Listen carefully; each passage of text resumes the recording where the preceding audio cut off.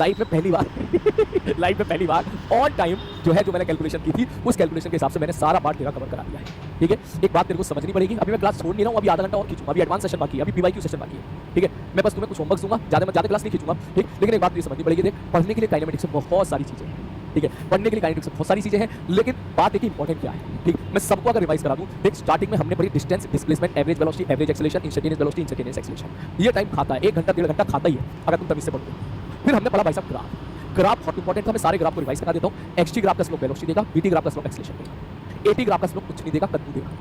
Very important बात। ठीक है सर, आगे नेक्स्ट अगला पॉइंट, एक्स को डिफरेंशिएट करोगे वेलोसिटी आएगा, वेलोसिटी को डिफरेंशिएट करोगे एक्सेलरेशन आएगा। अब उल्टा खेलते हैं, एक्सेलरेशन को इंटीग्रेट करोगे वेलोसिटी आएगा, वेलोसिटी को इंटीग्रेट करोगे एक्स का टर्म आएगा। ठीक है भाई साहब, ओके।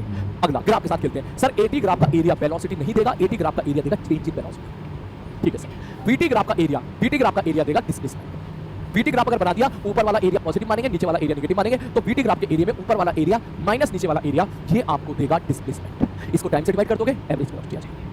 अगर इन दोनों एरिया को आप जोड़ दोगे तो ये बन जाएगा आपका डिस्टेंस, ऊपर वाला एरिया प्लस नीचे वाला एरिया, ये आपका क्या बन जाएगा, डिस्टेंस बन जाएगा। क्लियर है, टाइम से डिवाइड मार दोगे, एवरेज स्पीड आ जाएगा। ठीक है सर, अगर तेरा एक्सेलरेशन कांस्टेंट है, बीटी ग्राफ स्ट्रेट लाइन तो एक्स ग्राफ तेरा पैराबोला होगा।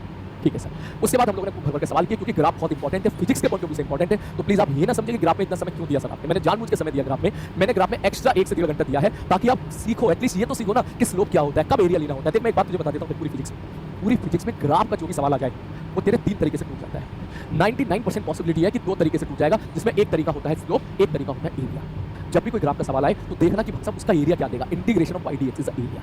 जब भी कभी ग्राफ का सवाल आए, या तो वो स्लोप से टूटा होगा, what is slope, dy by dx is the slope. ये स्लोप तुझे हर जगह देखने के लिए मिलेगा, कैलोरीमेट्रिक थर्मल एक्सपेंशन में भी वहां भी सवाल बनाए जा सकते हैं, तो हीट ट्रांसफर में भी सवाल इस पर बनाए जा सकते हैं। 12th क्लास में तुम गेम खेलोगे, इसलिए आप यहां पे ग्राफ से बहुत अच्छे से फेमिलियर हो जाओ, शानदार तरीके से। फिर हम लोगों ने इक्वेशन मोशन पे सवाल किए, इक्वेशन मोशन में ठीक-ठाक सवाल, जितना टाइम लिमिट मेरे पास थी उतना मैंने करा दिया, उससे ज्यादा समय मेरे पास था नहीं, लेकिन फिर भी काफी सारे सवाल 10-15 सवाल तो हमने डील करे। फिर हम लोग जो है मोशन अंडर ग्रेविटी में चले गए, वो भी आपके इक्वेशन मोशन ही है। फिर हम लोग projectile motion, equation of trajectory, आपका इंक्लाइन प्लेन, फिर जो पत्थर फेंक के मारा था, सारा पोर्शन हम लोगों ने कवर कर लिया, रिलेटिव सब क्लियर है। अब मैं कुछ क्वेश्चन यहाँ पे करा देता हूँ अच्छे, उसके बाद में क्लास छोड़ दूंगा बेटा, ध्यान से।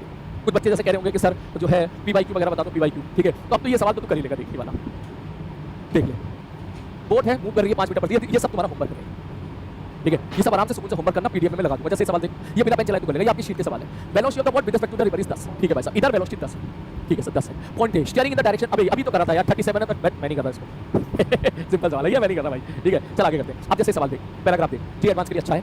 उसने बोला कि एक प्रोजेक्टाइल को फेंका है simultaneously in the same vertical frame from the same point, their velocity of projection are v1 and v2 at angle θ1 θ2 respectively, then flow. मतलब एक पत्थर इधर से फेंक के मारा, एक पत्थर इधर से फेंक के मारा। ठीक, अच्छा फिर क्या पूछा उसने, बोलो उसने बात पूछी, पहला सवाल trajectory of particle 1 with respect to particle 2 will be straight line.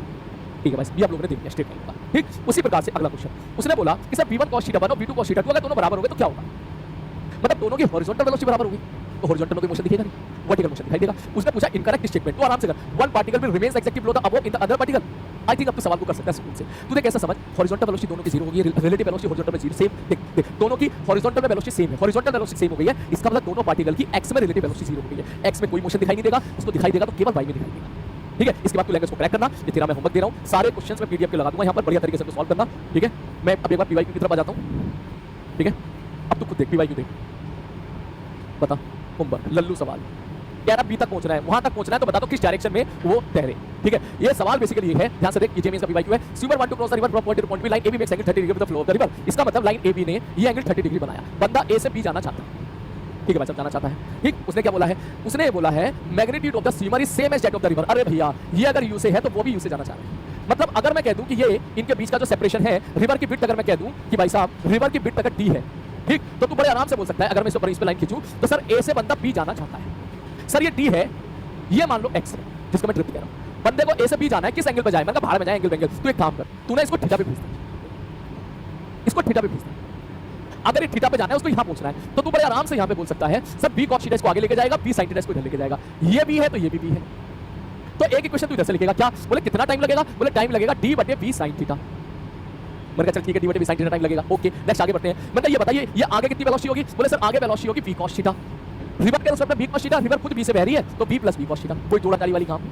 इसको अगर मैं t से मल्टीप्लाई कर दूं, t मतलब d बटे b sin थीटा, तो तू सीधा बोलेगा सर ये बराबर निकल के आ जाएगा किसके, सर x के। अब x और d के बीच का रिलेशन तेरे को मालूम है, सर ये d है, ये x है। थोड़ी मैथमेटिक्स मैंने खराब कर दी थोड़ी सी, लेकिन आप इसको सुकून से सॉल्व कीजिएगा, आप ये क्वेश्चन जरूर कर लेंगे। ठीक, tan थीटा, और आराम से बोल सकता है यार ये d है ना, तो x की वैल्यू साफ साफ दिख गई, सर x की वैल्यू हो जाएगी d रूट, बस खत्म। ये इसकी वैल्यू d रूट रख देना, उसके बाद पुट कर जैसे ही तू सॉल्व करेगा यहाँ से, सॉल्व करने के बाद I think we cancel out हो जाएगा, थीटा 45 डिग्री आ जाएगा यहाँ से, ठीक, ओके। और देख सवाल देख, पीवाईक्यूज देख जरा और अभी